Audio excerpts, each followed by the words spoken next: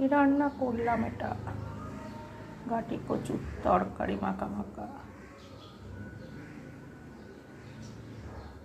আলু পটল গোলমরিচ জিরে দিয়ে একটা মাখা মাখা বড়ি দিয়ে করলাম, একদম